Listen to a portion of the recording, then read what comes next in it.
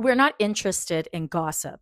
This was said to me verbatim by a board member of a federally registered nonprofit when I brought up the subject of community feedback. So let's talk about how community feedback is actually a valuable and vital data set. I was very specific about the language in the Toronto Burlesque Community Survey. You'll notice that the prompts are specifically asking for your perspective.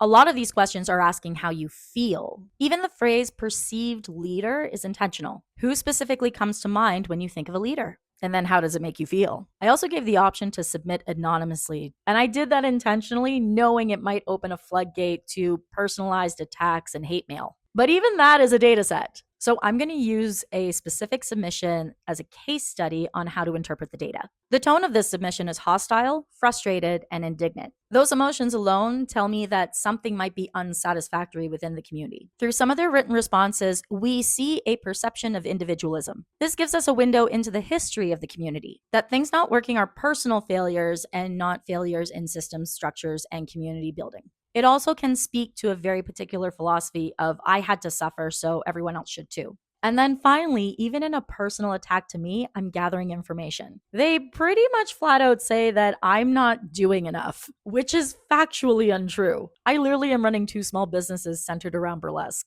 I'm doing everything I humanly can. But clearly, the visibility of those efforts aren't being reached somewhere within my own community. That tells me that there are issues around visibility. Now, data sets don't always give direct answers, but they do pose an important question. Why? Why is this person so hostile? Why do they feel like they have to do it alone? Why aren't they seeing the work that I've been doing? All of a sudden, the submission is a symptom and not a personal attack. I believe these submissions should be filled with passion. And the opposite of love isn't hate, it's apathy. So make sure your voice is heard. The survey takes about 5 to 10 minutes, and I'm asking for a lot of your personal POV and experiences. Each individual experience is valuable as it does paint an overall picture of what's happening in our community, and often what's happening that we're not talking about. The links in my bio and the deadline to fill out is August 15th. The more people that submit, the more data we collect. The better we can understand what is and is not working within our community, and the easier it is to ask the right questions to find solutions.